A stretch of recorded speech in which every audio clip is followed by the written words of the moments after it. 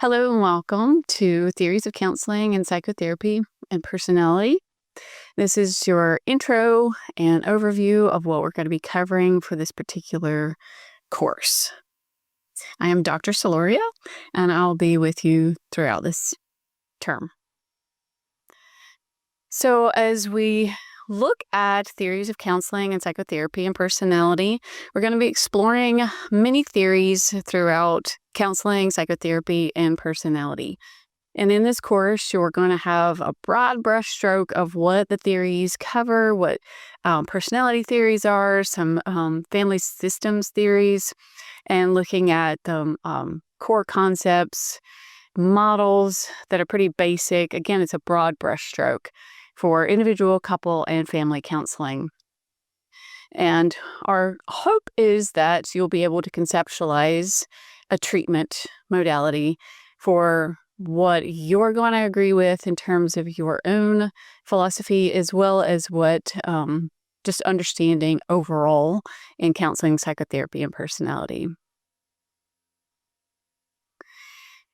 What our goal is altogether is for you to be able to classify counseling theories, their structure, their aspects of the theories, as well as the core concepts, as I said. We want to understand the history of the theoretical practices, and again, that broad brushstroke of looking at many theories, how they came to be, and what's more current. We want to have an organization for your own philosophy, a biblical integration perspective for counseling and psychotherapy as we walk through these theories and look how to integrate as counselors, and to be able to compare and contrast these theoretical approaches as you begin learning more about each one of them and applications for counseling. So we're going to have lectures. So you'll have your PowerPoints here, you'll have lectures here. Your textbook is a really good textbook. And so you'll have those reading materials. There's always outside reading materials and research articles that you can find through the library here, as well as other sources. And if you have questions about those, definitely reach out to us as your professors. Then we're going to have homework, obviously, discussion boards, and using those discussion boards well in interacting with each other as future networks of future counselors. Part of being in an online learning environment is you are self-motivated. This is all your work, and we understand there's a lot going on in life. So just carving out that time for yourself to learn, to read, to do extra things, to interact with your classmates in the discussion boards, as well as outside of there, getting to know each other, even though you're on an online program or platform, and interacting well with the assignments, not just doing it, checking a box and moving on. To really get into the work here, because this is prepping you for counselor in training. A few things, tips for what we need to best do our work is your individual homework. Those discussion forums, like, as I said, each week we're going to have discussion boards to discuss, and looking for other sources to include in your discussion boards, not just your textbook. You'll have the lectures, you'll have the PowerPoints, and you'll have us as your professors to reach out to. There's a very clear schedule, and you'll see that in your syllabus. Again, communication is key. So asking questions, participating with one another, being engaged in your discussion questions, not just checking a box and moving on that you did the discussion for that week, and then contacting your professors that you're assigned to throughout this course. Our learning objectives for this particular term is to be able to define counseling and psychotherapy and know those differences. What are those those words are often used synonymously, and being able to explore that difference. And you'll be asked those questions as counselors that people ask what the difference is. Also looking at those foundational principles, looking at history for you just to understand theories and know where they came from. And even if you disagree or don't particularly use a theory with a treatment plan, you still have an understanding of each of them. It's not just you focus on one and carry that out. Also, to be able to identify what our roles are as counselors and our ethical responsibilities. Ethical responsibilities will be a golden thread throughout your entire practice, beginning as a student and ending with retirement. Ethics are highly important for everything we do as counselors. As far as a biblical foundation, one particular scripture that I just noted,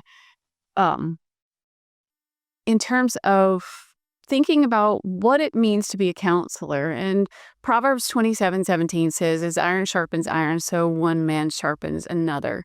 Keeping that in mind. So as I stated, networking with each other and having that iron sharpening iron. So we're asking each other, you're asking supervisors, you're asking professors, what can I do to be my best self as a counselor in training, as a student in counseling, and then later as an actual counselor? It's super important for us to have those grounding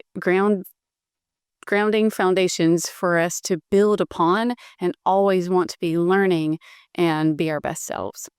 The other scripture pointed out here is 27:19, and as water reflects the face, as water, let me just get to the actual word and that'll help me.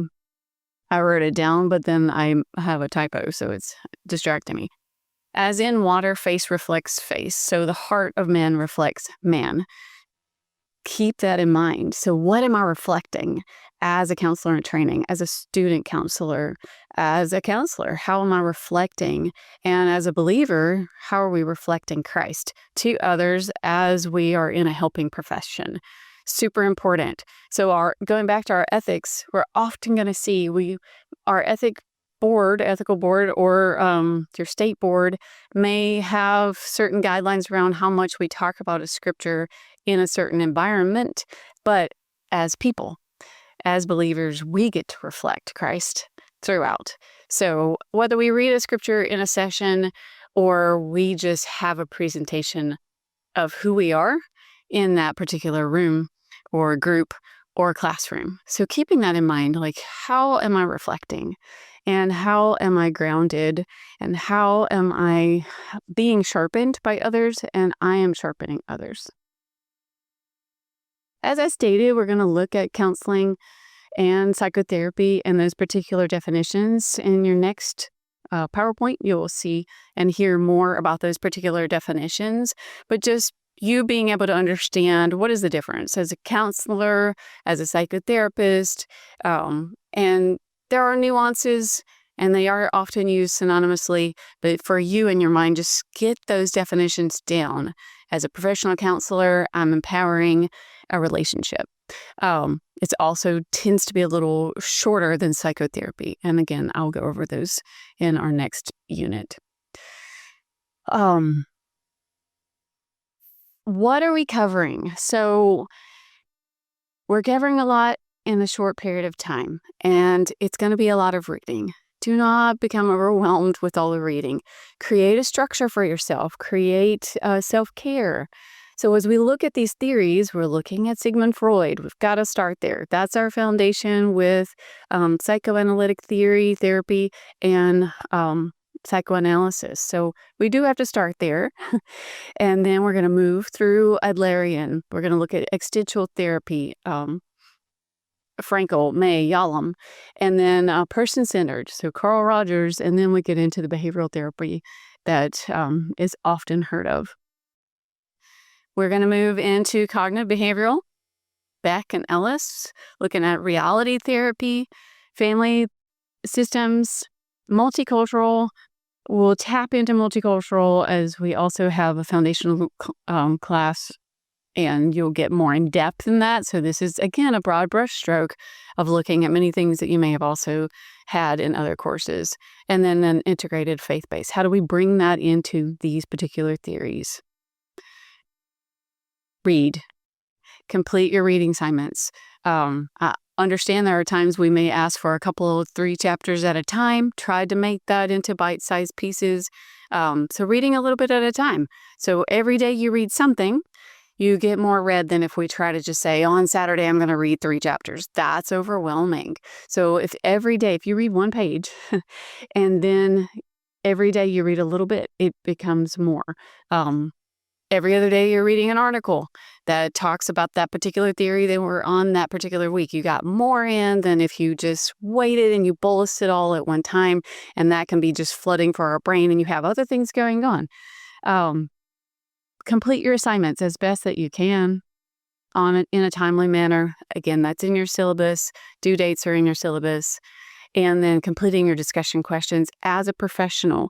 Treat your discussion questions as a professional stance. These are your networks outside. If you become counselors, these are the people you're working with. And we want to present ourselves in a way that represents who we are. Again, we're reflecting, right? So in your discussion questions, present that information as you would talking to a colleague, as another professional, or if another counselor calls you and asks these questions. So back that up with research, more than just your book. Look into other research avenues. There are articles in your library and outside sources, and we can talk more about those sources in a classroom, or you can message me. Here are your references for this particular PowerPoint. Again, not exhaustive in terms of all of the resources that you might have available to you.